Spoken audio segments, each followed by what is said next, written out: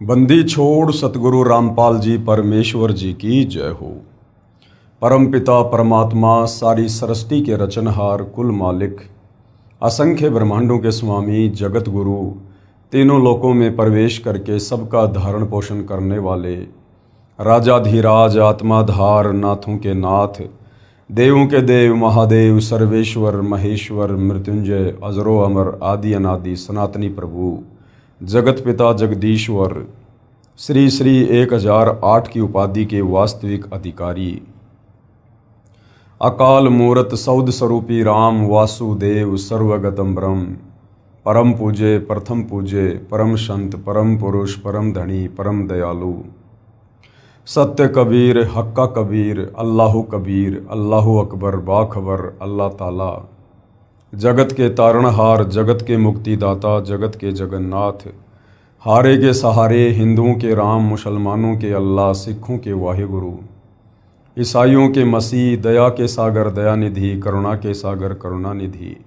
स्वयंभू परिभू संकट मोचन कष्ट हरण मंगल करण दुख भंजन अविगत कबीर निर्विकार निर्विषम परमात्मा अलय अलेख सतगुरु आदि अनादि सतगुरु असली मर्यादा पुरुषोत्तम असली राम असली कृष्ण असली घनश्याम असली मुरारी राजाओं के राजा महाराजाओं के महाराजा शहंशाहों के शहंशाह सम्राटों के सम्राट भगवानों के भगवान अल्लाहों के अल्लाह प्रभुओं के प्रभु मसीहाओं के मसीह सच्चे वाहिगुरु बाबाओं के बाबा पीरों के पीर सेठों के सेठ जगत सेठ सावड़सा सेठ सर्वगुण संपन्न अनंत कोटि कलाओं के स्वामी अनंत कोटि ब्रह्मांडों के नायक योगियों में महायोगी ध्यानियों में महाध्यानी सिद्धों में परम सिद्ध ज्ञानियों में तत्व ज्ञानी ब्रह्म ज्ञानी महाज्ञानी परम ज्ञानी सर्वश्रेष्ठ ज्ञानी विज्ञानी युवा कबीर समृद्ध कबीर असमवात अमित ओजा सच्चे रहनुमा करीम अल्लाह सुभान अल्लाह।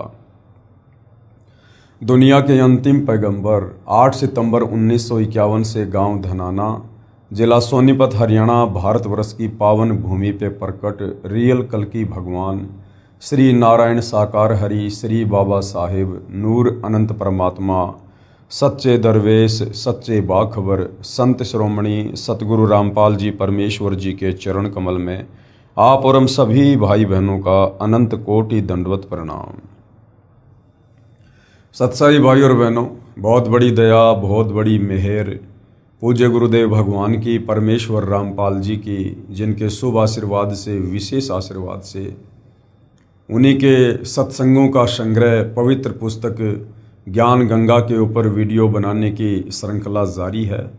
इसी श्रृंखला में आज हमारा ये 20वें नंबर का वीडियो है और प्रत्येक वीडियो में अध्यात्म को लेकर हम भाई बहनों को बहुत कुछ जानने और समझने को मिल रहा है, क्योंकि यह आध्यात्मिक पवित्र पुस्तक ज्ञान गंगा सर्व धर्मों के सर्व पवित्र धर्मशास्त्रों के ज्ञान से प्रमाणित है और जो ज्ञान हिंदुओं के चारों वेदों में पवित्र गीता 18 पुराणों में भी नहीं है, जो ज्ञान मुसलमान भाइयों की चारों कतेबों तौरात जबूर इंजिल कुरान शरीफ कुरान मजीद में भी नहीं है और जो आध्यात्मिक ज्ञान सिखों के गुरु ग्रंथ साहिब में नहीं है और जो ज्ञान ईसाइयों की पवित्र बाइबल में नहीं है, वो ज्ञान सतगुरु रामपाल जी ने 5वें वेद सूक्ष्म वेद से निष्कर्ष निकालकर, सूक्ष्म वेद है कबीर सागर और आदरणीय गरीबदास जी के द्वारा रचित सदग्रंथ साहिब, जिसको अमर ग्रंथ भी कहते हैं, जिसमें कंप्लीट स्पिरिचुअल नॉलेज है। तो कबीर परमेश्वर सतगुरु रामपाल जी ने एक ऐसी आध्यात्मिक पुस्तक तैयार करके समाज को सुपुर्द की है। यदि इस पवित्र पुस्तक ज्ञान गंगा को निष्पक्ष भाव से रुचि लेकर लगन के साथ यदि पढ़ लिया जाए और इस ज्ञान को समझ लिया जाए तो 101 पीढ़ियों का उद्धार होने में किसी भी प्रकार की कोई भी शंका नहीं रह जाएगी। तो भाई और बहनों, जिस परमेश्वर की तलाश में हम आत्माएं युगों युगों से सदियों से भटक रही हैं, कई पहाड़ों पर, कहीं गुफाओं में, कहीं जंगलों में, कहीं मंदिरों में, कहीं मस्जिदों में, कहीं चर्चों में, कहीं गुरुद्वारों में, तरह तरह के साधु संत महात्मा आचार्य शंकराचार्य पोप पादरी मुल्ला मौलवी पीर पैगंबर कुतुब ओलिया ना जाने हम कहाँ कहाँ भटके, लेकिन हमें आज तक कोई ये नहीं बता पाया था कि वो एक परमात्मा कौन है जिसने सारी सृष्टि को रचा है। वो दिखने में कैसा है, साकार है, निराकार है, वो रहता कहाँ है, उसका ठिकाना क्या है, वो मिलता कैसे है, उसकी प्राप्ति कैसे हो, हम जन्म और मरण के बंधन से बाहर कैसे निकलें, लग 84 योनियों की इस पीड़ा से हम कैसे छूटें। आज तक हमारे इन सवालों के कोई भी जवाब नहीं दे पाए। आज सतगुरु रामपाल जी परमेश्वर जी ने दया करी, स्वयं सतलोक से चलकर इस भारतवर्ष की पावन धरा पर प्रकट हुए और निर्धारित समय आने पर सन 1994 में अपने यथार्थ 13वें कबीर पंथ की शुरुआत करके आप और हमें ये अनमोल ज्ञान, जिस ज्ञान की 21 ब्रह्मांड में छींट भी नहीं थी, आज हमें सहज में उपलब्ध करवा दिया है। और भाई और बहनों, ये जो मनुष्य जन्म है, इतने पागल तो आप और हम भी नहीं है, इतना तो हम समझ ही सकते हैं। ये मनुष्य जन्म स्त्री या पुरुष का हमें केवल परमात्मा की प्राप्ति के लिए मिलता है, दूसरा इसका कोई विशेष प्रयोजन नहीं होता है। बाकी तो बच्चे पैदा करना, उनका पालन पोषण करना और अंत में मर जाना, ये कार्य तो पशु पक्षी भी करते हैं। अगर यही सब कार्य करते हुए परमात्मा की प्राप्ति बिना आप और हम भी शरीर छोड़कर चले जाते हैं, तो भला उन पशु पक्षियों में और हम इंसानों में क्या अंतर रह जाएगा। 84 लाख योनियां भोगने के बाद बड़ी मुश्किल से, सौभाग्य से आप और हमें ये मनुष्य चोला मिलता है, और इस मनुष्य शरीर में ही हम परमात्मा प्राप्त कर सकते हैं, क्योंकि अन्य योनियों में आत्मचिंतन की, मंथन की, विचार विमर्श की, सलाह लेने की, सलाह देने की ये योग्यता नहीं है। आप किसी गधे कुत्ते सूअर को समझाओगे कि भाई बैठ, मैं आपको रामायण का पाठ सुनाता हूँ, मैं आपको महाभारत की कथा सुनाता हूँ और आप ये भक्ति किया करो, राम का नाम लिया करो। उस गाय गधे कुत्ते बैल यानी 84 लाख योनियों में उन प्राणियों को इन बातों से कोई लेना देना नहीं है, क्योंकि वो उन योनियों में अपना कर्म भोग रहे हैं। कौन सा कर्म? जब वे कभी आप और हमारी तरह इंसान थे, स्त्री या पुरुष थे, उनको भी किसी ने बहुत समझाया था, संतों ने आकर बताया था, लेकिन उन्होंने संतों की बात अपने कान पर नहीं रखी और हंसी मजाक में टाल गए, और उसके बाद आज उनकी लग 84 योनि में दुर्दशा हो रही है। तो भाई और बहनों, आप और हमारे साथ भी यही होगा यदि हमने समय रहते धरती पर प्रकट पूर्ण संत तत्वदर्शी सतगुरु रामपाल जी के ज्ञान पर विचार नहीं किया, और यदि हमने उनकी शरण ग्रहण करके अपनी आत्मा के कल्याण के लिए शास्त्र अनुकूल सत भक्ति को नहीं अपनाया। तो भाई और बहनों, लग 84 योनियां भोगने के बाद ये अनमोल मनुष्य चोला हमें परमात्मा जी देते हैं। इस मनुष्य जन्म में हम परमात्मा प्राप्ति कर सकते हैं, दूसरा कोई विकल्प नहीं है, अन्यथा फिर से हम लग 84 योनियों में लंबे समय के लिए पीड़ा भोगने के लिए चले जाएंगे। तो भाई और बहनों, अभी तक आप जी ने इस पवित्र पुस्तक ज्ञान गंगा के ऊपर बन चुके पहले के वीडियो नहीं देखे हैं, तो आपने भूमिका से लेकर और सारे वीडियो अवश्य देखने चाहिए, क्योंकि जब तक हम किसी भी पवित्र पुस्तक की भूमिका को नहीं पढ़ेंगे, हम उस पुस्तक में आगे किस तरह का ज्ञान है हम उसको नहीं समझ पाएंगे। तो विनती करूंगा कि आप जी सारे वीडियो अवश्य देखिए और इस पवित्र पुस्तक को पढ़कर आध्यात्मिक ज्ञान से परिचित होकर अपनी आत्मा का कल्याण करवाने की दिशा में आगे बढ़िए। तो आप जियों ने इस पवित्र पुस्तक में सृष्टि रचना को पढ़ा, समझा, साथ में ये भी देखा कि जो सृष्टि रचना इस पवित्र पुस्तक में सतगुरु रामपाल जी ने लिखी है, सतगुरु रामपाल जी ने उस सृष्टि रचना को अपने मनमुखी तरीके से नहीं, बल्कि सर्व धर्मों के सर्व पवित्र धर्मशास्त्रों से प्रमाणित भी किया है। उसके बाद दुनिया में कहावत है कि किसने देखा भगवान, कौन मिलकर आया है भगवान से। तो जो जो महापुरुष परमात्मा से मिलकर आए हैं, परमात्मा के लोक को देख कर आए हैं, और जिन जिन महापुरुषों को परमात्मा साक्षात नर रूप में मिले हैं, इस पृथ्वी पर मिले हैं, उन महापुरुषों ने जो अपनी गवाही अपने ग्रंथों के माध्यम से दी है, अपनी वाणियों के माध्यम से दी है, जैसे आदरणीय धर्मदास जी, आदरणीय नानक जी, आदरणीय दादू जी, आदरणीय गरीबदास जी, आदरणीय मलुकदास जी, आदरणीय घीशादास जी, आदरणीय पंडित रामानंद जी, इन तमाम आत्माओं को परमेश्वर शतलोक से चलकर इस पृथ्वी पर नर रूप में, संत रूप में, जिंदा बाबा रूप में प्रकट होकर मिले। उन्हें सृष्टि रचना से परिचित करवाया, उनकी आत्मा को शरीर से निकालकर शतलोक ले गए, सतलोक की रचना से परिचित करवाया, वहाँ के सुखों से परिचित करवाया, और नीचे आते समय इस काल के 21 ब्रह्मांडों से भी परिचित करवाया, जिसे पूरा विश्व निराकार निराकार परमात्मा कहता है। वो काल है, वो ब्रह्म है, जिसे ब्रह्मा विष्णु महेश का पिता कहा गया है, जो दुर्गा का पति है। उसका लोक भी दिखाया, वो काल भी दिखाया, नीचे दुर्गा जी का लोक भी दिखाया, उससे नीचे ब्रह्मा विष्णु महेश के लोक दिखाए, इंद्र का लोक दिखाया, देवी देवताओं की स्थिति से परिचित करवाया, और उसके बाद में उन्हें वापस धरती पर उसी शरीर में छोड़ा, और फिर उन आत्माओं ने परमेश्वर की महिमा कलम तोड़ आगे जो है प्रसारित की। तो भाइयों और बहनों, यदि आप ध्यान से पवित्र पुस्तक ज्ञान गंगा को पढ़ लेंगे थोड़ा निष्पक्ष होकर, तो अवश्य आपके बंद दरवाजे ये बुद्धि वाले ये खुल जाएंगे, क्योंकि सृष्टि रचना मास्टर की है और ये बंद बुद्धि के दरवाजे झट से खोल देती है। इस सृष्टि रचना को समझे बिना हम अध्यात्म को कभी भी नहीं समझ सकते, चाहे आप कितनी भाषाओं के प्रकांड ज्ञाता क्यों ना है, चाहे चारों वेद और गीता आप जी की उंगलियों पर क्यों ना है। आप सृष्टि रचना को समझे बिना किसी भी धर्मशास्त्र के असली सार को नहीं समझ सकते, और आप मोक्ष से वंचित ही रहोगे।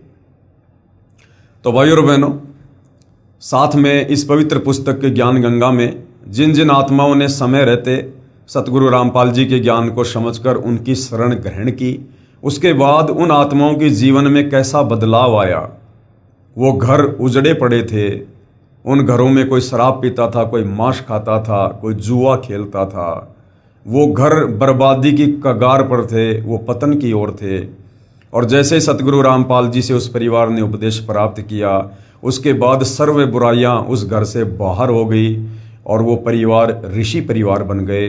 आज उन परिवारों को देख देख कर गाँव वाले भी अचंभित हैं कि ये परिवार और आज इस मुकाम पर है, ये तो इनके गुरुदेव भगवान की देन है, और इनके गुरुदेव भगवान कोई सामान्य संत या व्यक्ति नहीं है, ये तो साक्षात परमात्मा ही धरती पर उतर कर आए हैं। तो जिन जिन पुण्यात्माओं ने परमेश्वर रामपाल जी की शरण ली और जो जो बदलाव उनके जीवन में आया, असाध्य रोगों से जिन्होंने मुक्ति पाई, जो मृत्यु के निकट थे, परमेश्वर ने उनको सैकड़ों वर्षों की उम्र प्रदान की। आज वो पुण्यात्माएं भक्ति कर रही हैं और अंत में भक्ति करके मोक्ष भी प्राप्त करेंगी, जिस मोक्ष को प्राप्त करने के लिए ऊपर के लोकों में देवी देवता ब्रह्मा विष्णु महेश भी तरस रहे हैं। क्योंकि भाइयों और बहनों, इस पृथ्वी लोक पर मानव शरीर में ही भक्ति संभव है। भक्ति तो हम देवलोक में भी कर सकते हैं, लेकिन मुक्ति केवल मनुष्य योनि में और इस पृथ्वी लोक पर ही संभव है। और आज आप और हम सबका परम सौभाग्य कि वो मुक्तिदाता, जगत का तारणहार, जगत का उद्धारक, वो कबीर परमेश्वर जिन्होंने असंख्य ब्रह्मांडों की रचना की, पूरी सृष्टि को रचा, जो तीनों लोकों में प्रवेश करके सबका पालन पोषण कर रहे हैं, आज वह कबीर परमात्मा साक्षात नर रूप में, संत रूप में धरती पर प्रकट है। और आप और हम सब उन्हीं की आत्मा हैं और अपनी आत्माओं को पुनः इस काल के कर्म बंधनों से छुड़वा कर सतलोक ले चलने के लिए आए हैं। तो भाइयों और बहनों, थोड़ा सा ध्यान अध्यात्म की ओर भी दीजिए, क्योंकि ये मनुष्य जन्म केवल परमात्मा प्राप्ति के लिए ही मिलता है। तो और कौन कौन आत्माएं हैं जिन आत्माओं ने सतगुरु रामपाल जी की शरण ग्रहण करके और अपने जीवन को नरक से एक ऋषि परिवार बनाया है। पवित्र पुस्तक ज्ञान गंगा विषय चल रहा है भटकों को मार्ग, यानी जो पुण्यात्माएं परमात्मा प्राप्ति के लिए भटक रही थी या जिनके प्रारब्ध में उनके कर्मों के कांटे चुभ रहे थे, वो कर्मों के कांटे जो किसी भी संत महात्मा की शरण में जाने से नहीं निकल रहे थे, जो कर्म उनको भोगने पड़ रहे थे, पीड़ाओं का सामना करना पड़ रहा था, उन पुण्यात्माओं को सतगुरु रामपाल जी ने किस प्रकार से अपनी शरण में लेकर राहत दी। तो अभी तक आप और हमने पेज नंबर 141 तक ये पढ़ा है। आगे अनहोनी की परमेश्वर ने, क्योंकि अनहोनी परमात्मा ही किया करते हैं। अनहोनी का मतलब होता है भाग्य से अधिक। जो हमारी किस्मत में लिखा जा चुका है, उस किस्मत को मिटाकर जो अलग से अपनी लेखनी से किस्मत लिख दे, दुखों को सुखों में तब्दील कर दे, उसको कहते हैं परमेश्वर। और अनहोनी परमेश्वर ही कर सकता है। कहते मासा घटे ना तिल बदे, विधाता लिखे जो लेख, पर साचा सतगुरु मेट कर ऊपर मार दे मेख। तो भाई और बहनों, किस प्रकार से सतगुरु रामपाल जी ने अनहोनी की। मैं भगत सुरेंद्र दास, गांव गांदरा, तहसील सांपला, जिला रोहतक का निवासी हूं। मेरी आयु 31 वर्ष है तथा बचपन से ही परमात्मा की खोज में लगा हुआ था तथा मनमुखी पूजा, मंदिरों में जाना, व्रत आदि करना, श्राद्ध निकालना आदि भी करता था। मंदिरों में जाना, व्रत करना, श्राद्ध निकालना, इसको मनमुखी पूजा क्यों कहा है? क्योंकि भक्ति का विधान हमारे धर्मशास्त्र हैं और हमारे धर्मशास्त्रों में यानी चारों वेदों में और पवित्र गीता जी में ये कहीं भी नहीं लिखा है कि आपने मंदिर में जाना चाहिए, तीर्थों पर जाना चाहिए, धामों पर जाना चाहिए, व्रत रखने चाहिए या फिर श्राद्ध निकालने चाहिए। उल्टा गीता जी और चारों वेद हमें व्रत निकालने के लिए मना करते हैं और श्राद्ध निकालने के लिए भी मना करते हैं। और गीता जी अध्याय 9 श्लोक नंबर 25 तो यहाँ तक कहता है कि जो व्यक्ति श्राद्ध निकालते हैं यानी जो व्यक्ति भूत पूजा करते हैं वो भूत के लोक में जाएंगे, जो पितरों को पूजते हैं वो उन पितरों के पास जाएंगे। तो ये जो श्राद्ध हमसे निकलवाए जा रहे हैं ये पितरों की पूजा करवाई जा रही है। तो भाई और बहनों, गीता जी इन तमाम प्रकार की शास्त्र विरुद्ध साधनाओं को करने के लिए मना कर रही है। इसलिए भगत सुरेंद्र दास जी ने इन तमाम साधनाओं को, इन क्रियाओं को मनमुखी पूजा का नाम दिया है तथा मनमुखी पूजा जैसे मंदिरों में जाना, व्रत आदि करना, श्राद्ध निकालना आदि भी करता था। परंतु शारीरिक कष्ट व मानसिक अशांति लगातार बनी हुई थी। ये तमाम भक्ति पूजा करते करते भी सुरेंद्र जी शारीरिक कष्ट और मानसिक परेशानियों से ग्रस्त थे। जबकि भाई और बहनों, भक्ति क्यों की जाती है? मंदिर में, मस्जिद में, तीर्थों पर व्रत करना, ये तमाम प्रकार की भक्ति क्रिया इंसान क्यों करता है? इसलिए करता है कि मेरे घर में शांति रहे, मेरा शरीर सुखी रहे, निरोगी रहे, मेरा काम धंधा बढ़िया चले, मेरे बाल बच्चे ठीक से रहें, मेरा कारोबार उन्नति करे। यानी जीवन में खुशहाली के लिए परमात्मा के दरबार में जाते हैं और भक्ति करते हैं। और भक्ति करते करते भी यदि हमारे ऊपर कष्टों का पहाड़ ज्यों का त्यों है, इसका मतलब वो भक्ति विधि सही नहीं है। जो भक्ति हम कर रहे हैं वो भक्ति फिर शास्त्रों के अनुकूल नहीं है। और यदि भक्ति शास्त्रों के अनुकूल है तो फिर हम उस भक्ति को मर्यादा में रहकर नहीं कर रहे हैं। लेकिन अब सतगुरु रामपाल जी ने जो अध्यात्म का निष्कर्ष निकाल दिया है उससे ये बिल्कुल क्लियर हो गया है कि किसी भी धर्म के किसी भी सदग्रंथ में कंप्लीट भक्ति विधि नहीं है, पूर्ण परमात्मा की प्राप्ति की विधि नहीं है। इन शास्त्रों में जहाँ तक की भक्ति है वो केवल इस काल ज्योति निरंजन तक की भक्ति है।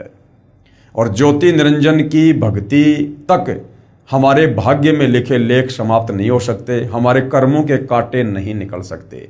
जो हमारे भाग्य में लिखा हुआ है वो हमें अवश्य मिलेगा। सुख तो सुख और दुख तो दुख। काल तक की भक्ति में उसमें किसी भी प्रकार से कोई बदलाव नहीं हो सकता है। यदि हमें बदलाव चाहिए तो हमने सत्य पुरुष की भक्ति करनी पड़ेगी। और सत्य पुरुष की भक्ति सत्य पुरुष स्वयं सतलोक से चलकर तत्वदर्शी संत के रूप में प्रकट होकर बताता है।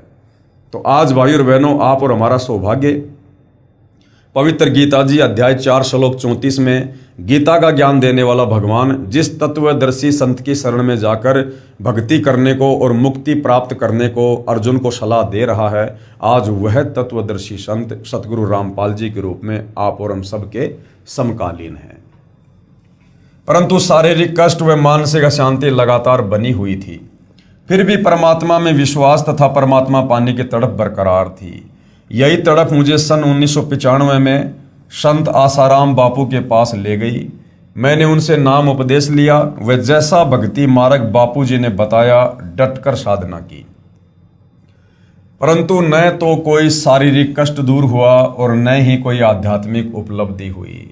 अब बहुत सारे भाई बहन ऐसे होंगे जो आसाराम जी की शरण में होंगे, अन्य संत व पंथों की शरण में होंगे, या वैसे मनमुखी रूप से कोई भक्ति क्रिया कर रहे हैं, मंदिरों में जाते हैं, मस्जिदों में जाते हैं, चर्च या गुरुद्वारों में जाते हैं, कहीं पैदल यात्रा करते हैं, कहीं कावड़ लेके आते हैं। या बहुत सारे भाई बहन ऐसे भी हैं जो कहते हैं कि हम तो नास्तिक हैं, हम तो कोई भक्ति नहीं करते और हम तो दारू का ठेका खोल के बैठे हुए हैं, हम तो जो है कसाई का काम करते हैं, फिर भी देखो हमारे ठाठ हो रहे हैं, कोई दिक्कत नहीं है। तो भाइयों और बहनों, इसका कारण क्या है? इसका कारण ये है कि आप और हम असंख्य मनुष्य जन्म प्राप्त कर चुके हैं।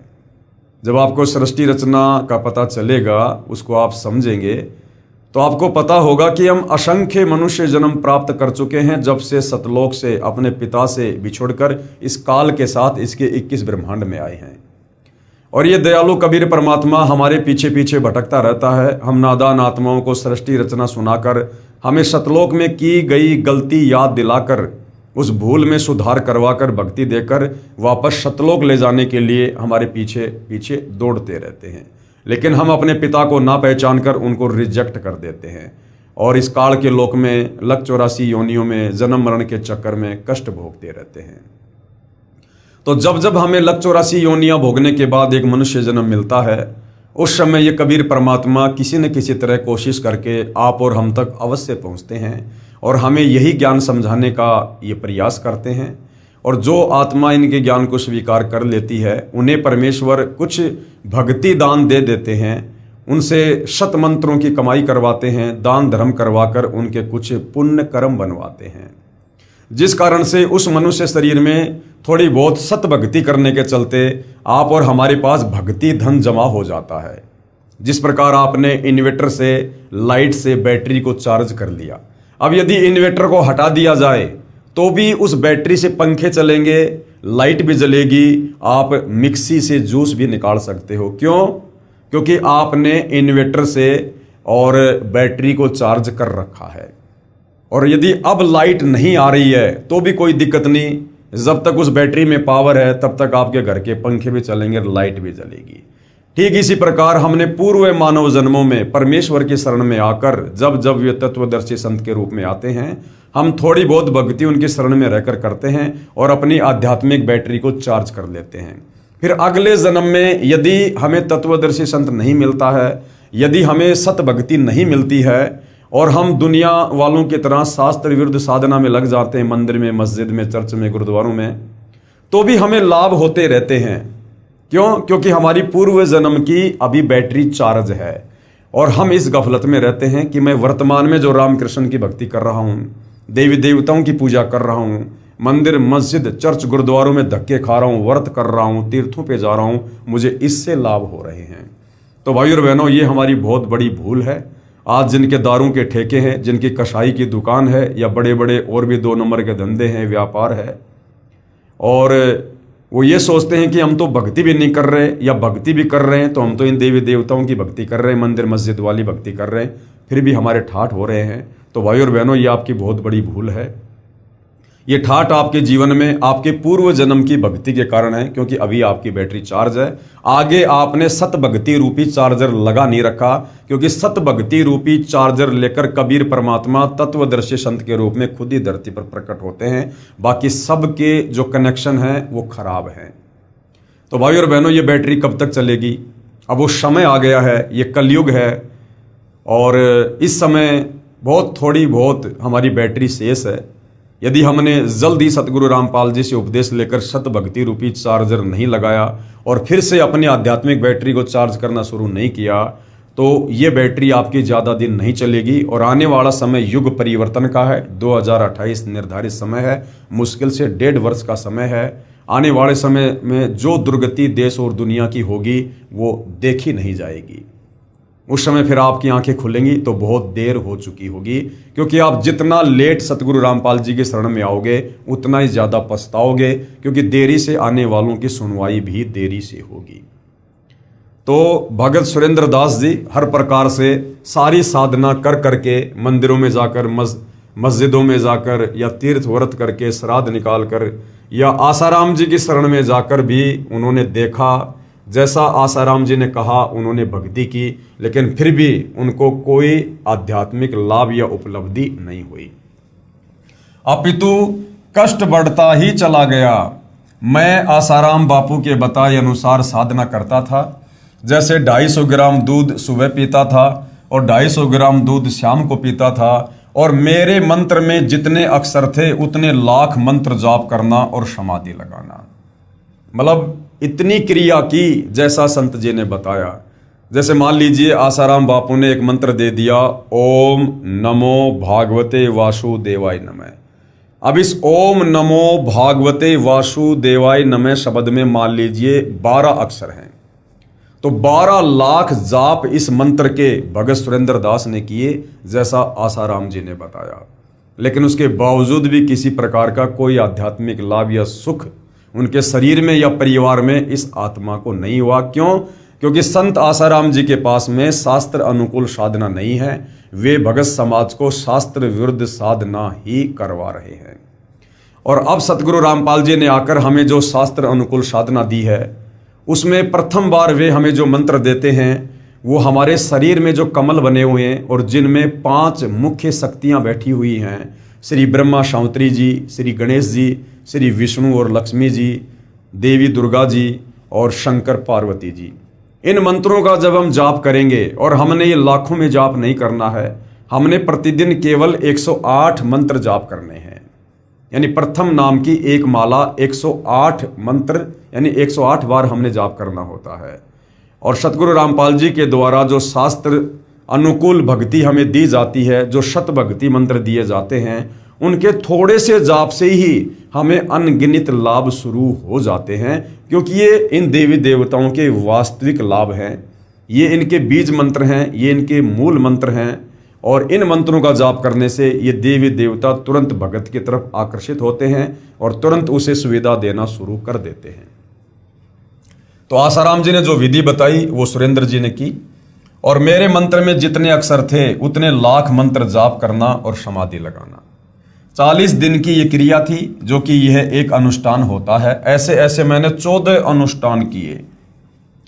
एक बार मैंने बापू जी के सत्संग में सुना कि 7 दिन तक निराहार रहकर यानी भूखा रहकर मंत्र जाप करने और समाधि लगाने तथा प्राणायाम करने से ईश्वर प्राप्ति होगी। फिर मैंने इन वचनों को सत्य मानकर ऐसा ही किया, क्योंकि भाई और बहनों, श्रद्धालु ऐसे ही होते हैं, भगत ऐसे ही होते हैं। वो अपने गुरुदेव की बातों पर यकीन करते ही करते हैं, लेकिन इन नकली गुरुओं ने हमारी इस श्रद्धा का नाजायज फायदा उठाया है। परंतु परमात्मा प्राप्ति के बजाय भूखा रहने के कारण मृत्यु के निकट पहुंच गया तथा प्राणायाम करने से दिमागी संतुलन बिगड़ गया और मैं पागल सा हो गया। उसी दौरान मेरे ऊपर सतगुरु पूर्ण संत रामपाल जी महाराज की कृपा दृष्टि हुई तथा मुझे सितंबर सन 2000 में पूज्य गुरुदेव सतगुरु रामपाल जी महाराज से नाम उपदेश प्राप्त हुआ। अब देखना, जैसे सतगुरु रामपाल जी से नाम उपदेश प्राप्त होता है, शत भक्ति रूपी चार्जर लगता है, यथार्थ शास्त्र अनुकूल साधना शुरू होती है, सत मंत्रों का जाप जब ये प्राणी शुरू करता है, तो किस प्रकार से दिन दोगुना रात चौगुना लाभ होता है। उपदेश मिलते ही मुझे ऐसा लगा जैसे किसी ने दीपक में घी डाल दिया हो तथा मेरा जीवन शांत व्यवस्थित रहने लगा। क्योंकि सबसे पहले तो हम जो सृष्टि रचना सुनते हैं गुरुदेव के मुख कमल से या पुस्तकों में पढ़ते हैं, तो सृष्टि रचना इस आत्मा की खुराक है। जिस सत्य ज्ञान की प्राप्ति के लिए ये आत्मा युगों युगों से तड़प रही है, भटक रही है, आज तक हमें ये खुराक नहीं मिल पा रही थी। और जैसे ही आत्मा को उसको खुराक मिलती है तो आत्मा जो है शांत हो जाती है, वो तृप्त हो जाती है। पूर्ण संत पाप कर्मों को समाप्त कर सकता है, इसका प्रमाण मेरे जीवन में स्पष्ट रूप से तब घटित हुआ जब मैं मई 2004 में औरंगाबाद महाराष्ट्र में सतगुरु रामपाल जी महाराज के सत्संग के लिए टेंट की सेवा करते हुए 25 फुट ऊपर से नीचे पथरीली जमीन पर गिर गया। यहां काल को कुछ और ही मंजूर था, यानी भगत सुरेंद्र दास जी के जीवन का वो अंतिम दिन था, यानी उस दिन उनके भाग्य में मृत्यु लिखी हुई थी। यहां काल को कुछ और ही मंजूर था तथा मेरी रीढ़ की हड्डी टूट गई और मेरे शरीर के नीचे के हिस्से में अर्धंग मार गया। उसी समय मैंने अपने सतगुरुदेव जी सतगुरु रामपाल जी महाराज को याद किया। मेरे गुरुदेव की दया से उसी समय दोनों पैर ठीक काम करने लग गए। कहते संत शरण में आने से आई टले बला और जय मस्तिष्क में सूली हो व कांटे में टल जा। तो ये घटना सुरेंद्र दास जी के साथ में घटी। आदरणीय गरीबदास जी कहते हैं कि गरीब काल डरे करतार से, जय जय जय जगदीश, और जोरा जोड़ी झाड़ती पग रज डार शीस। ये 21 ब्रह्मांड का स्वामी, ब्रह्मा विष्णु महेश का पिता, दुर्गा का पति, ये काल ज्योति निरंजन क्षर पुरुष, ये कहते हैं कबीर परमात्मा से डरता है, ये भयभीत रहता है उस कबीर परमेश्वर से। जय जय जय जगदीश, और उस परमेश्वर की जय जयकार करता है। जो काल ब्रह्मा विष्णु महेश दुर्गा यहाँ के धर्मराय किसी से नहीं डरता है, वो काल उस कबीर परमेश्वर से थर थर कांपता है। तो कहते हैं काल डरे करतार से, कौन से करतार से? कबीर भगवान से। और जय जय जय जगदीश, और जोरा जोड़ी झाड़ती, जोरा यानी मौत, ये मौत मेरे कबीर परमेश्वर के दरबार में उनकी जुतियां साफ करती हैं, और पग रज डारे शीस, और उस धूल को अपने शीस पर रखती है। यानी इतने समर्थ हैं कबीर भगवान, जिनकी शरण में आकर हम सर्व आध्यात्मिक लाभ प्राप्त करते हैं। उसके बाद मुझे औरंगाबाद के निजी अस्पताल पटवर्धन हॉस्पिटल में ले जाया गया। वहां पर डॉक्टर डीजी पटवर्धन ने मेरे शरीर की जांच की तथा मेरी रीढ़ की हड्डी के एक्सरे लिए।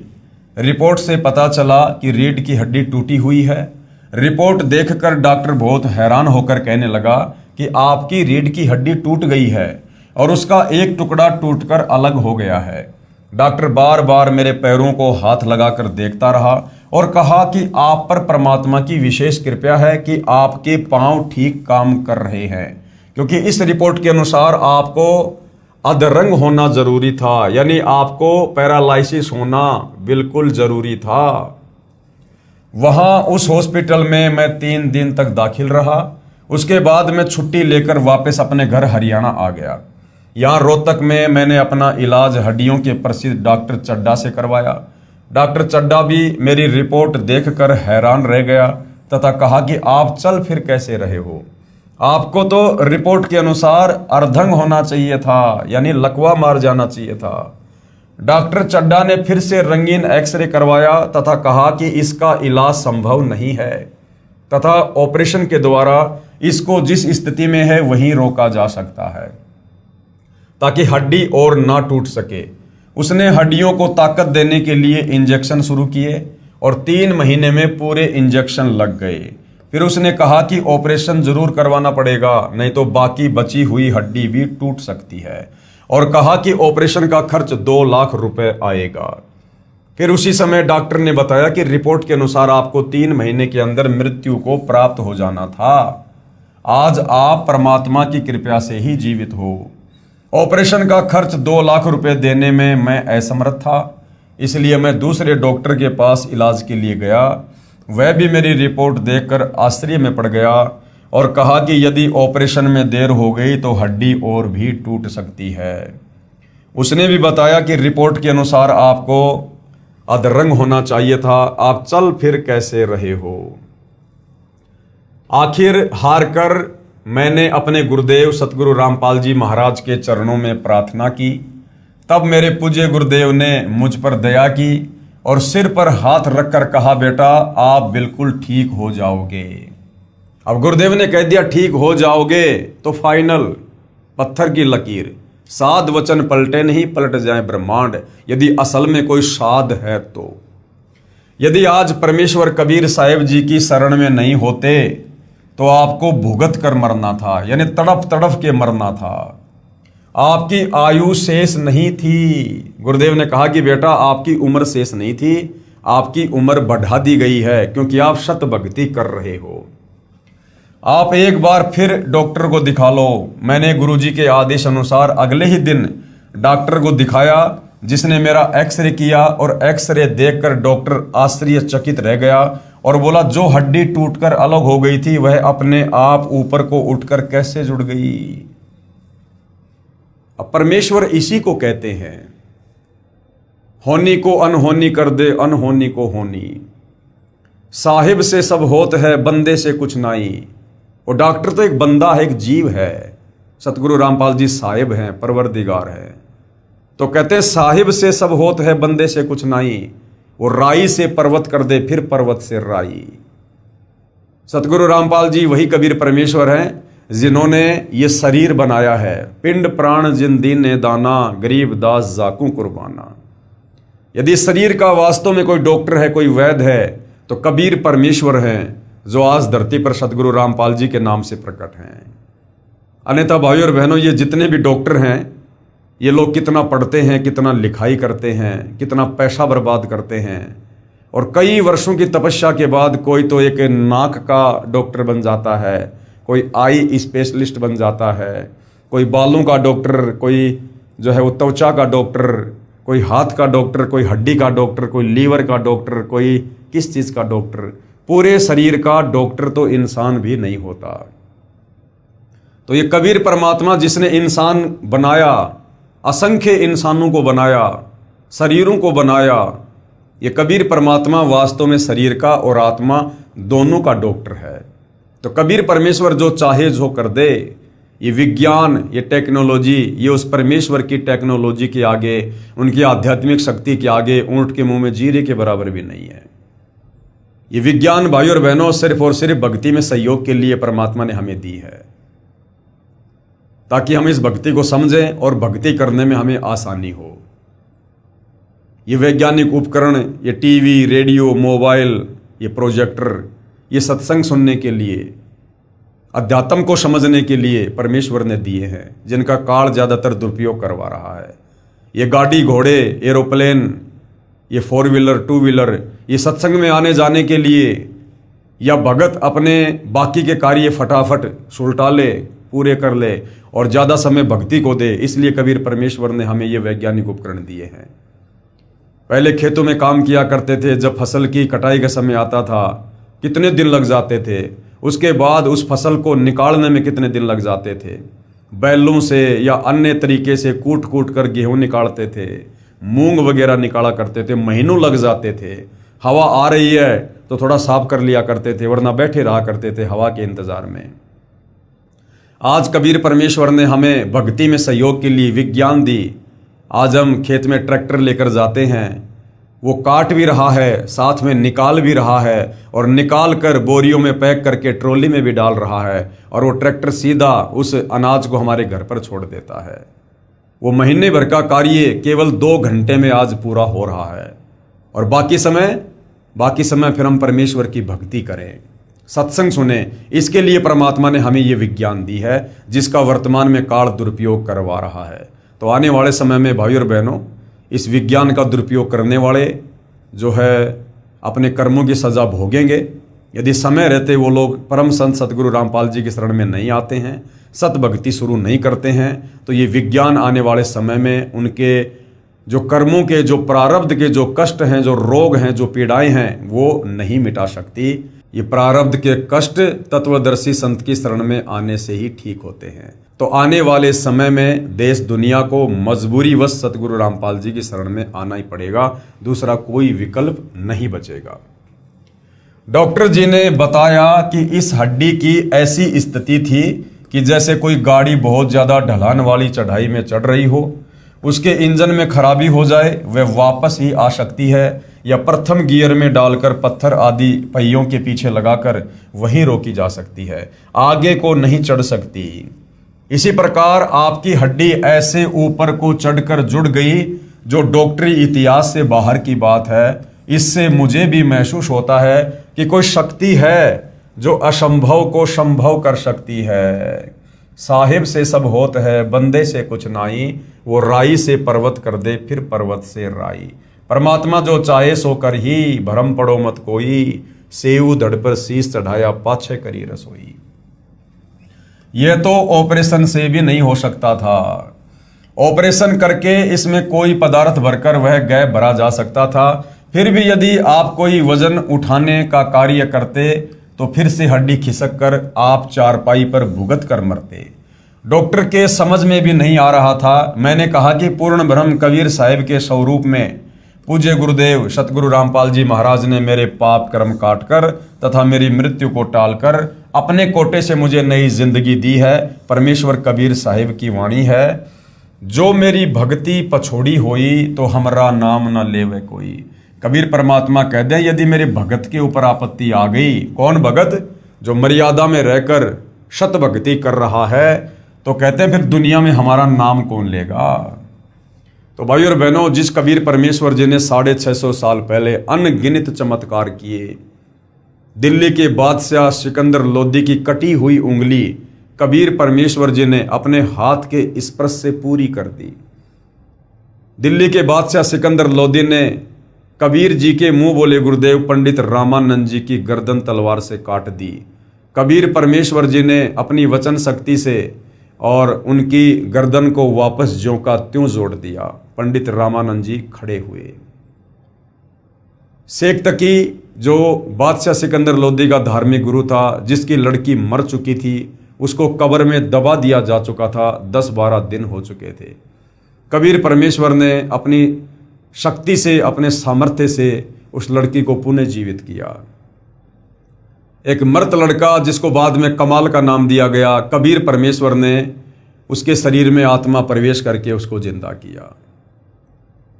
एक सम्मन नाम का भगत था जिसने अपने गुरुदेव भगवान की इज्जत के लिए अपने इकलौते बेटे की गर्दन काट दी थी। कबीर परमेश्वर ने उस बच्चे को पुनर्जीवित किया। तो भाई और बहनों, ऐसे ऐसे अनगिनत चमत्कार प्रत्यक्ष में 650 साल पहले कबीर परमेश्वर जी ने किए। परंतु आज ये कलयुग की बिचली पीढ़ी है, मोक्ष का प्राइम टाइम है। गुरुदेव चाहते हैं कि हम ज्ञान को आधार बनाकर इस ज्ञान को समझें और परमात्मा की पहचान करें। बाकी गुप्त रूप में ज्यों के त्यों चमत्कार आज भी सतगुरु रामपाल जी अपने अनगिनत भक्तों के साथ में कर रहे हैं। तभी तो ये भगत आज इस भक्ति मार्ग पर लगे हुए हैं। अब मैं बिल्कुल स्वस्थ हूं तथा सतगुरु के चरणों में आत्म कल्याण हेतु निस्वार्थ सेवा कर रहा हूं। 50 किलोग्राम वजन अपने आप ही उठाकर चलता हूं। हमारे गुरुदेव का वास्तविक उद्देश्य तो भक्ति करवाकर जीव को विकार रहित करवाकर अपने परम धाम शतलोक में ले जाना है।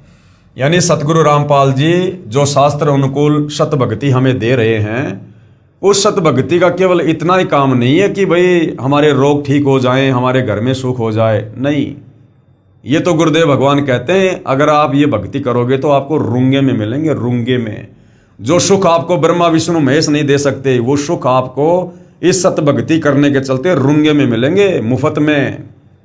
इस सत भक्ति पर लगाने का वास्तविक रीजन है कि हम युगों युगों से इस काल के कर्म बंधनों में बंध कर जो जन्म मरण के चक्कर में असहनीय कष्ट भोग रहे हैं, 184 योनियों में गधे कुत्ते सूअर बनकर असहनीय पीड़ा भोग रहे हैं, कभी नरक में जाते हैं, वहां पर यातना भोगते हैं, तपस्या पर भून भून कर खाए जाते हैं। इन तमाम कष्टों से मुक्ति दिलवाकर हमारी आत्मा को शतलोक ले जाना सतगुरु रामपाल जी का जो है प्रथम कार्य है, जो इस भक्ति से संभव है।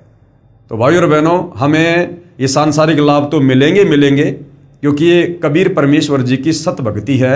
ये लाभ तो बाई प्रोडक्ट है, बायो प्रोडक्ट, ये तो मिलेंगे ही मिलेंगे। जिस प्रकार किसान गेहूं की फसल तैयार करने के लिए अपने परिवार के पालन पोषण के लिए खेत में गेहूं का बीज डालता है, लेकिन वो गेहूं बनने से पहले पशुओं के लिए चारा बनता है। तो इसी प्रकार हम जो सत भक्ति कर रहे हैं सतगुरु रामपाल जी से उपदेश लेकर, हमारा मुख्य मकसद होना चाहिए मोक्ष प्राप्ति, आत्मा का कल्याण। बाकी इस भक्ति को करने के चलते सांसारिक लाभ तो ऑटोमेटिक होंगे, ये तो भक्ति के बायो प्रोडक्ट हैं। यहाँ के छोटे मोटे सुख तो हमारे गुरुदेव अपने खजाने से दे देते हैं ताकि जीव भक्ति मार्ग में लगा रहे। अतः सर्व समाज से प्रार्थना है कि हमारे गुरुदेव के चरणों में आकर शत भक्ति करें तथा सांसारिक सुखों के साथ साथ आत्म कल्याण का मार्ग भी प्राप्त करें। सत साहेब। अब आगे क्या समझाया गया है, जो अनहोनी भगत सुरेंद्र दास के साथ हुई है, जिस दिन वो सत्संग में टेंट लगा रहे थे और 25 फुट की ऊंचाई से पथरीली जमीन पर गिरे, उनकी कमर की हड्डी टूट गई थी। उस दिन उनकी जीवन लीला समाप्त होनी थी। उनके प्रारब्ध में केवल उनकी इतनी ही आयु थी, लेकिन तत्वदर्शी संत की, पूर्ण संत की शरण में होने के चलते कबीर परमेश्वर सतगुरु रामपाल जी ने अपने भगत की उम्र बढ़ा दी। अब हमारे वेदों में इस बात का कहाँ जिक्र है कि वो परमात्मा शत भक्ति करने वाले अपने भगत की आयु भी बढ़ा देता है और उसे 100 साल की उम्र प्रदान कर देता है भक्ति के लिए। ऋग्वेद मंडल 10 सूक्त 161 और मंत्र 2 में पूर्ण परमात्मा ने कहा है कि हे शास्त्र अनुकूल साधना करने वाले साधक। तो वर्तमान में इस धरती पर शास्त्र अनुकूल साधना यानी हमारे धर्मशास्त्रों में जिस भक्ति को करने के लिए कहा गया है उसको कहते हैं शास्त्र अनुकूल साधना, यानी शास्त्रों के अनुसार भक्ति। तो शास्त्र अनुकूल साधना करने वाले साधक, तो वर्तमान में धरती पर शास्त्र अनुकूल साधना केवल सतगुरु रामपाल जी के पंथ में है और कहीं नहीं है। तो ऋग्वेद मंडल 10 सूक्त 161 मंत्र 2 क्या कहता है? पूर्ण परमात्मा ने कहा है कि हे शास्त्र अनुकूल साधना करने वाले साधक यानी भगत, तू सर्व भाव से मेरी शरण ग्रहण कर। सर्व भाव का मतलब है और सारी भक्ति पूजा छोड़ दे जो आज से पहले तू कर रहा था और तेरी दुर्गति भी हो रही थी। ये मंदिर, मस्जिद, चर्च, गुरुद्वारे यानी जिस भी देश में, जिस भी धर्म में जो भी आपकी परंपरागत साधना है जो शास्त्रों के विरुद्ध है, उन तमाम भक्ति क्रियाओं को छोड़ दे। सर्व भाव का मतलब होता है सबको छोड़ दे। तू सर्व भाव से मेरी शरण ग्रहण कर, अर्थात संशय रहित होकर मेरी भक्ति कर, मैं तेरे असाध्य रोग भी समाप्त कर दूंगा। यानी जिन रोगों को कोई समाप्त नहीं कर सकता, ना डॉक्टर, ना ब्रह्मा विष्णु महेश, ना किसी भक्ति साधना से ठीक हो सकते, उन असाध्य रोगों को भी परमात्मा जो है अपनी भक्ति देकर खत्म कर देता है। और यदि तेरी आयु यानी तेरी उम्र भी शेष नहीं है तो तेरी आयु के श्वास बढ़ाकर 100 वर्ष कर दूंगा। उपरोक्त कथा प्रभु की समर्थता को प्रमाणित करती है। तो भगत सुरेंद्र दास जी ने यहाँ पर अपना नाम और मोबाइल नंबर लिखवाया है। यदि मोबाइल नंबर अभी चालू हैं और यदि किसी को शंका हो कि ऐसा नहीं हो सकता है तो आप जी भगत सुरेंद्र दास जी को कॉल करके पूछ सकते हैं। और फिर भी आपको डाउट है तो भाई एक बार सतगुरु रामपाल जी की शरण में आकर देख लो। यदि आपकी सच्ची नीयत होगी और उनके द्वारा दी गई भक्ति को मर्यादा में रह के करोगे तो होनी से अनहोनी होगी होगी। उसके बाद में एक अन्य भगत ने अपनी आत्मकथा लिखी है जो सतगुरु रामपाल जी की शरण में आने के बाद उनके साथ में घटित हुई है। प्रभु ने सुनी गरीबों की, मैं करमवीर पुत्र श्री घासी राम पुत्र श्री छोटू राम गांव भराण जिला रोहतक का स्थायी निवासी हूं। सबसे पहले मैंने व पूरे परिवार ने सन 1986 में निरंकारी बाबा हरदेव सिंह जी महाराज का नाम लिया। उस समय मैं बहनों को चूड़ियां पहनाने का कार्य किया करता था। आर्थिक स्थिति अच्छी थी, धीरे धीरे स्थिति बिगड़ती चली गई, जबकि भक्ति से तो स्थिति सुधरनी चाहिए। लेकिन जो बाबा हरदेव सिंह जी थे, निरंकारी पंथ के मुखिया, उनके पास में शास्त्र अनुकूल साधना नहीं थी। और भाई और बहनों, आपने देखा होगा किस प्रकार से श्री हरदेव सिंह जी की कनाडा में एक्सीडेंट में अकाल मृत्यु हो जाती है। जब एक संत की अकाल मृत्यु हो रही है तो आप जी विचार कर सकते हैं कि उस संत के अनुयायियों का क्या होगा। यानी उस संत के पास में शास्त्र अनुकूल साधना नहीं है। मेरी आर्थिक स्थिति पहले तो अच्छी थी, धीरे धीरे स्थिति बिगड़ती चली गई। फिर कुछ दिनों के बाद मेरी पत्नी के शरीर में तरह तरह की बीमारियां घर कर गई। उसको बवासीर की बीमारी व पित्त की थैली में पथरी थी। डॉक्टर ने ऑपरेशन में लागत 20,000 रुपए की बताई। मुझदास के घर में उस समय 20,000 दाने भी खाने को नहीं थे और मुझदास को भी दमे की बीमारी थी। मेरी पत्नी तथा मैं अपने कष्टों को याद करके दुखी मन से चर्चा करते हुए एक ऑटो में बैठकर बस अड्डा जा रहे थे कि पैसा तो है नहीं, अब ऑपरेशन कैसे होगा, हम तो मर ही जाएंगे। उसी ऑटो में एक बहन बैठी हुई थी। उसने हमारी सारी बात पूछी और कहा कि आप करोथा चले जाओ, वहाँ एक महाराज जी हैं और बीमारियों की दवाई मुफ्त देते हैं। हालांकि सतगुरु रामपाल जी कोई बीमारियों की दवा नहीं देते हैं, ये तो सत भक्ति देकर यानी राम नाम की दवाई देकर ये आत्माओं के कष्टों का निवारण करते हैं। मेरी पत्नी भगतमती मेवा देवी 27/7/2003 को सतलोक आश्रम करोथा में गई तथा बंदी छोड़ सतगुरु रामपाल जी महाराज को अपनी सारी बीमारी व घर की हालात बताई। सतगुरुदेव ने बहुत प्यार से सभी बातें सुनी तथा कहा कि बेटी यहाँ कोई औषधि आदि नहीं दी जाती, कि बेटी यहाँ करोथा आश्रम में कोई दवाई या औषधि नहीं दी जाती है, केवल आत्म कल्याण का मार्ग समझाया जाता है तथा भक्ति करने की विधि पवित्र वेदों व पवित्र गीता जी के आधार पर शास्त्र अनुकूल बताई जाती है। पूर्ण परमात्मा कबीर साहिब जी की कृपा से केवल मंत्र जाप के करने मात्र से ही सर्व कष्ट दूर हो जाते हैं, चाहे कोई शरीर का रोग हो, चाहे कोई प्रारब्ध का कर्म हो, कुछ भी हो। तत्वदर्शी संत की शरण में आने के बाद तत्वदर्शी संत सब कुछ कर सकता है तथा मूल लाभ तो जन्म मृत्यु से पूर्ण रूप से जीव का छुटकारा करवाने का है। समाज सुधार व अन्य सुख तो रुंगे में अर्थात निशुल्क स्वयं ही हो जाते हैं।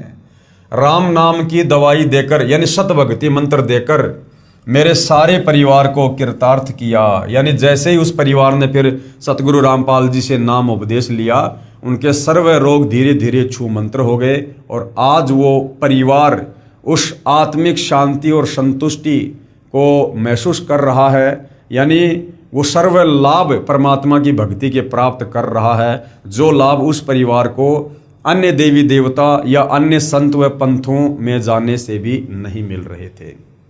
राम नाम की दवाई देकर मेरे परिवार को कृतार्थ किया। अब हम प्रेम पूर्वक जिंदगी जी रहे हैं।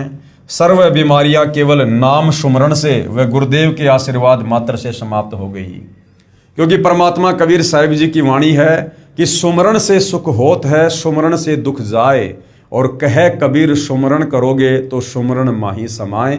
यानी सुमरण से हमारे सांसारिक कष्ट भी दूर होंगे, हमारे शरीर के कष्ट भी दूर होंगे, और सुमरण से हमारा जन्म मरण का रोग भी कटेगा।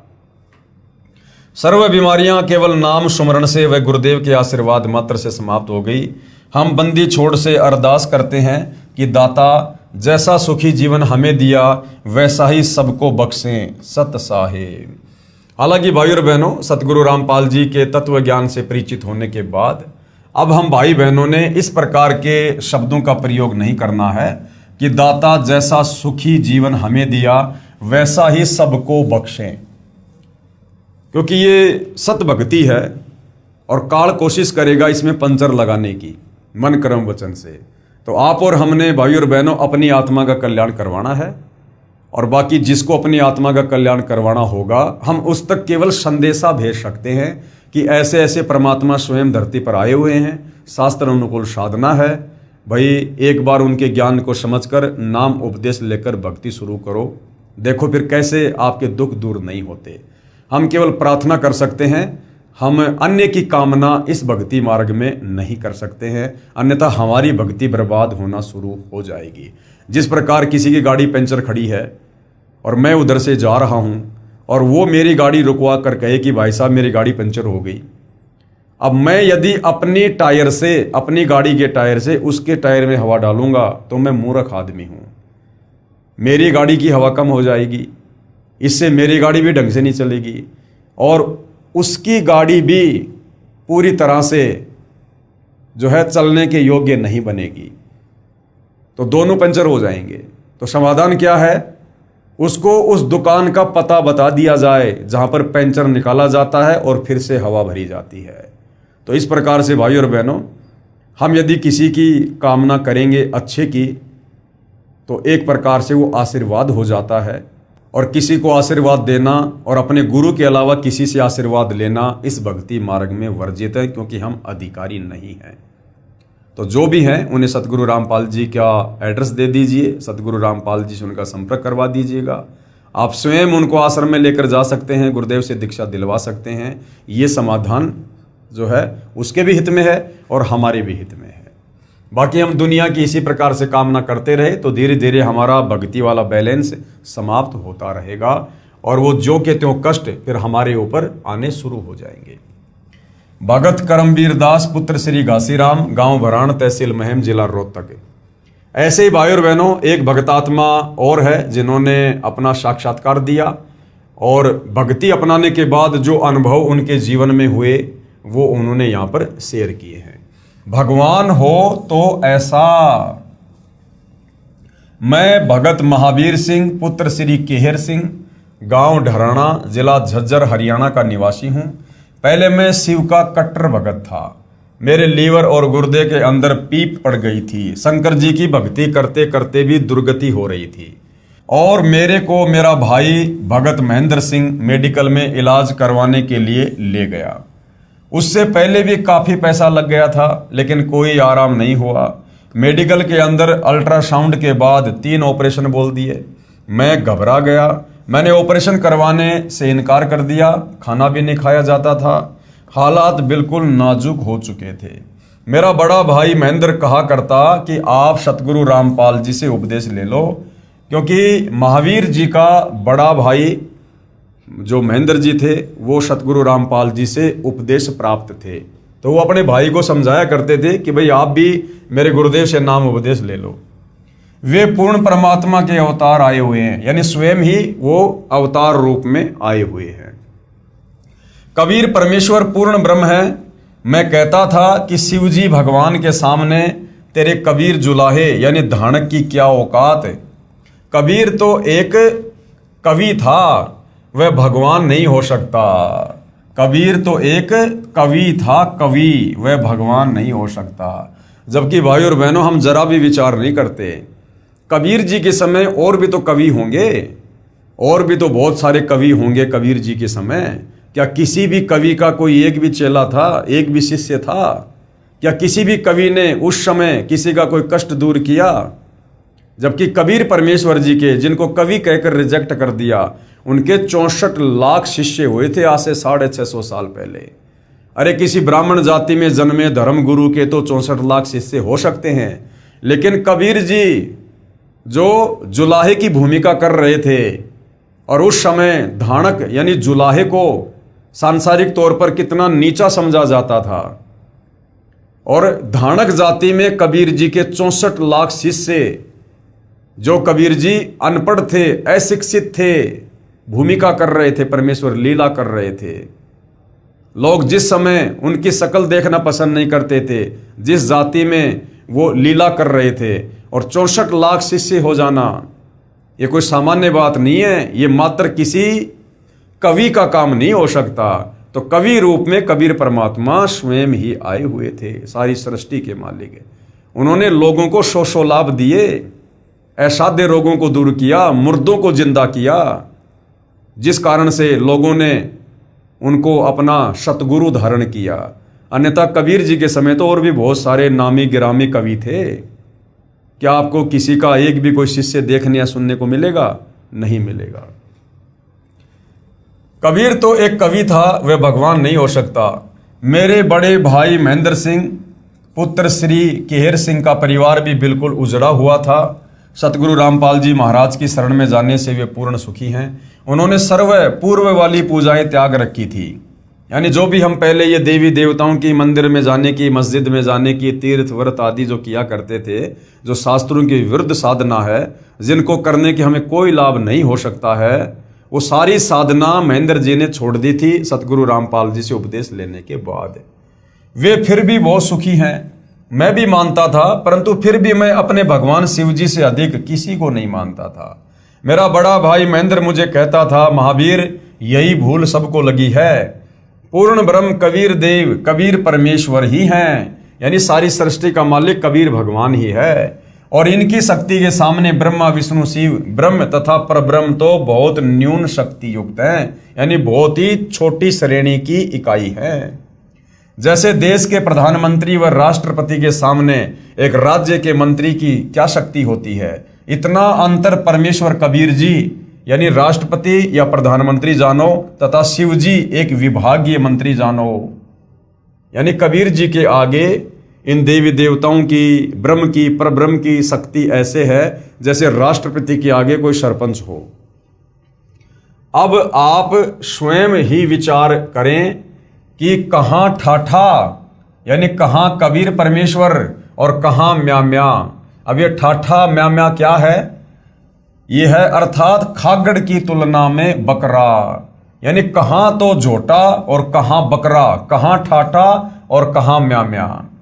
सतगुरु रामपाल जी महाराज ने सर्व सदग्रंथों का गहन अध्ययन किया है अब भाई और बहनों देखो, जब हम सतगुरु रामपाल जी की शरण में आकर भक्ति शुरू करते हैं तो शुरुआत में हम इस तत्व ज्ञान से इतना परिचित नहीं हो पाते हैं और अपने गुरु को एक संत की श्रेणी में ही लेना शुरू कर देते हैं। लेकिन जैसे जैसे हमें आध्यात्मिक ज्ञान होता चला जाता है, हमें गुरुदेव भगवान की जो शक्ति है, उनका जो सामर्थ्य है कि वे क्या परम शक्ति हैं, हमें ये भान होता चला जाता है। तो भगत जी यहाँ पर क्या कह रहे हैं कि सतगुरु रामपाल जी महाराज ने सर्व सदग्रंथों का गहन अध्ययन किया। अब भाई सतगुरु रामपाल जी तत्वदर्शी संत हैं, जगत गुरु हैं, और जगत गुरु तत्वदर्शी संत की भूमिका स्वयं कबीर परमात्मा करते हैं। और कबीर परमेश्वर ने किसी भी सदग्रंथ का अध्ययन या गहन अध्ययन करने की जरूरत नहीं है। वे तो सर्वज्ञ हैं, वे तो एक सेकंड में सारे धर्मशास्त्रों को रच सकते हैं। सतगुरु जो चाहे सो कर ही, सारी सृष्टि उस परमेश्वर के अधीन है। तो यहां पर सतगुरु रामपाल जी ने जो ऐसी लीला की है, वो सिर्फ और सिर्फ अपने आप को यहां पर एक आम संत की भूमिका में रखकर आप और हमारी चरम दृष्टि को धोखा देते हुए, कोई चमत्कार ना करते हुए, वो इस प्रकार से सदग्रंथों का अध्ययन करते हैं। अन्यथा उन्हें किसी भी सदग्रंथ की जानकारी के लिए उसका अध्ययन करने की जरूरत नहीं है, क्योंकि जगत गुरु वही होता है जो पूरे जगत को ज्ञान देता है, पूरे संसार को ज्ञान देता है। और कोई भी व्यक्ति सदग्रंथों का अध्ययन करके जगत को ज्ञान नहीं दे सकता। तो जगत गुरु स्वयं कबीर परमात्मा होते हैं, वो सर्व संपन्न होते हैं। सतगुरु रामपाल जी महाराज ने सर्व सदग्रंथों का गहन अध्ययन किया है तथा भक्ति शक्ति से स्वयं अनुभव से सही पाया है। कबीर परमेश्वर जी को अनुभव करने की आवश्यकता नहीं पड़ती है, उनके पास में सर्व शक्तियां होती हैं और वे स्वयं में परिपूर्ण होते हैं। उन्होंने भक्ति करके फिर भक्ति से शक्ति प्राप्त करना या फिर सदग्रंथों को पढ़कर भक्ति को अनुभव करना, इन चीज़ों की आवश्यकता नहीं पड़ती है। इन चीज़ों की आवश्यकता एक जीव को पड़ती है, आप और हमारे जैसे भक्तों को आवश्यकता पड़ती है। कबीर परमेश्वर तो सर्वशक्ति संपन्न है और उन्हें किसी भी चीज़ का अनुभव करने की जरूरत नहीं है। तथा भक्ति शक्ति से और स्वयं अनुभव से भी सही पाया है, तब अपनी जेई की नौकरी त्याग कर भक्ति मैदान में कूदे हैं। आज सर्व संतों व महंतों तथा आचार्यों को पिछोड़ कर रख दिया है। सर्व पंथों व महर्षि दयानंद जैसों को भी उन्हीं के लेखों से फेल कर दिया है। समाचार पत्रों में भी खुल्लम खुल्ला सभी को ललकारा है। यहाँ पर ये जो शब्द है ललकारा है, ये भाई और बहनों संत मर्यादाओं के थोड़ा खिलाफ है। देखो, ये पवित्र पुस्तक ज्ञान गंगा सतगुरु रामपाल जी के सत्संगों का संग्रह है, लेकिन लिखने वाले सतगुरु रामपाल जी नहीं है, लिखा भक्तों ने है। और ये जो इंटरव्यू हैं ये भक्तों ने लिए हैं और फिर भक्तों ने अपने बुद्धि विवेक से उनकी बातों को जैसा उन्होंने बताया और जैसा भगत ने समझा उस हिसाब से इस पुस्तक में लिखा है। अगर सतगुरु रामपाल जी अपने कर कमल से ये पवित्र पुस्तक लिखते तो सतगुरु रामपाल जी यहाँ पर इस ललकारना शब्द का प्रयोग नहीं करते। वो यही कहते कि समाचार पत्रों में भी खुल्लम खुल्ला सर्व संतों को ज्ञान चर्चा के लिए आमंत्रित किया है। ये ललकारना थोड़ा सा अहंकार को दर्शाता है। कोई नहीं बोलता। आर्य समाज के कुछ नादानों ने विरोध किया था, मुंह की खानी पड़ी, क्योंकि महाराज रामपाल जी परमाणु सहित बात करते हैं, अन्य केवल निराधार दंत कथाओं के आधार पर ही मार्गदर्शन कर रहे हैं। सत्य के सामने असत्य नहीं टिक सकता। बड़े भाई महेंद्र की उपरोक्त बातें सुनकर मन में आता था कि लड़ पड़ूं, परंतु बड़ा होने के नाते नहीं बोलता था। कोई और कह देता कि कहाँ ठाठा यानी कहाँ कबीर भगवान और कहाँ म्या यानी कहाँ उनके सामने शंकर भगवान, तो मैं महावीर अवश्य लड़ाई कर लेता। परंतु अब पता चला कि सचमुच कबीर जी पूर्ण परमेश्वर ही हैं, मरता क्या नहीं करता। उस दिन मैंने अपने भाई महेंद्र से कहा कि मेरी जान बचा ले। मेरे भाई महेंद्र ने कहा कि करोथा आश्रम में चल। उस समय सतगुरु रामपाल जी सतलोक आश्रम करोथा में सत्संग किया करते थे। तेरी जान बचेगी। मुझे ऑपरेशन थिएटर में ले जाने के लिए ट्रॉली में लिटा दिया था तथा ऑपरेशन वाले कपड़े भी पहना दिए थे। मैं उठकर चल पड़ा और कपड़े उतारकर अपने कपड़े पहनकर अपने भाई महेंद्र से कहा कि मैं नाम ले लूंगा। हम गाड़ी करके मेडिकल रोहतक से सीधे बंदी छोड़ सतगुरु रामपाल जी महाराज की शरण में आ गए। नाम उपदेश लिया। उसी समय आश्रम में मैंने भोजन पाया, जबकि कई दिनों से वो भोजन भी नहीं कर पा रहे थे उस कष्ट के कारण। मैं फिर मेडिकल में गया और जांच करवाई। डॉक्टर आश्चर्य में पड़ गए और मेरे कोई तकलीफ नहीं पाई, यानी सारी रिपोर्ट बिल्कुल ओके। मैं स्वस्थ हो गया। मेरा आश्रम में कोई खर्च नहीं हुआ। नाम तथा मंत्र जाप की पुस्तिका मुफ्त प्राप्त हुई। मेरा सारा परिवार अन्य देवी देवताओं की पूजा पाठ किया करता, परंतु उपदेश लेने के बाद सर्व त्याग दी। अब भाई और बहनों, सतगुरु रामपाल जी इन देवी देवताओं की भक्ति छुड़वाते नहीं हैं, ना देवी देवताओं को छुड़वाते हैं। सतगुरु रामपाल जी हमें वास्तव में इन देवी देवताओं के बीज मंत्र जाप करवाते हैं, इनके मूल मंत्र जाप करवाते हैं, जिससे ये देवी देवता तुरंत प्रभावित होकर भगत को तुरंत सांसारिक और शारीरिक लाभ प्रदान करना शुरू कर देते हैं। आज से पहले हमारे जितने भी नादान तत्व ज्ञानहीन धर्मगुरु आचार्य शंकराचार्य रहे हैं, इनको स्वयं शास्त्रों का ज्ञान नहीं था, जिस कारण से ये हमें इन धर्म शास्त्रों में वर्णित जो सत भक्ति है वो भी निकाल कर नहीं दे पाए। ये हमें देवी देवताओं की भी सत भक्ति इन शास्त्रों से निकाल कर नहीं दे पाए, जिस कारण से इन देवी देवताओं के मनमुखी मंत्रों का जाप करते करते, जैसे आपने पढ़ा इस पवित्र पुस्तक ज्ञान गंगा में कि गीता ज्ञानदाता काल ब्रह्म अर्जुन से कहता कि अर्जुन, मेरी भक्ति का केवल एक ओम मंत्र है, और जो अंतिम समय तक ओम नाम का जाप करता हुआ शरीर त्यागता है वो मेरे ब्रह्मलोक में जाता है, और ब्रह्मलोक के बाद वो पुनः वापस लक 84 योनि में जन्म मरण के चक्कर में और नरक में भी जाता है। तो ये हमारे नादान धर्म गुरु हमें ओम नाम का जाप भी नहीं देते। ये तो अन्य मनमुखी मंत्र राधे राधे श्याम मिला दे, हरे राम हरे कृष्णा, ओम नमो भागवते वासुदेवाय नमः, तरह तरह के मंत्र हमसे जाप करवा रहे हैं, जिनका हमारे किसी भी धार्मिक सदग्रंथ में कोई उल्लेख नहीं है, जिस कारण से इन देवी देवताओं से भी हमें लाभ प्राप्त नहीं हो रहे हैं। अब सतगुरु रामपाल जी ने हमें इन देवी देवताओं के वास्तविक मूल मंत्र बीज मंत्र दिए हैं, जिससे आप और हमें तुरंत लाभ होते हैं। पहले से अधिक सुखी व स्वस्थ हो गए। बंदी छोड़ पूर्ण परमात्मा सतगुरु रामपाल जी महाराज का दिन रात गुणगान करते हैं। सतगुरु रामपाल जी महाराज का मुख्य उद्देश्य तो नाम उपदेश देकर भक्ति करवा के काल के जाल से मुक्त करवाना है। समाज सुधार व अन्य सुख तो रुंगे में अर्थात स्वयं ही हो जाते हैं। सत साहिब भगत महावीर जी। उसके बाद भाई और बहनों, एक और पुण्यात्मा है जिसने अपने अनुभव शेयर किए हैं सतगुरु रामपाल जी से उपदेश प्राप्त करने के बाद।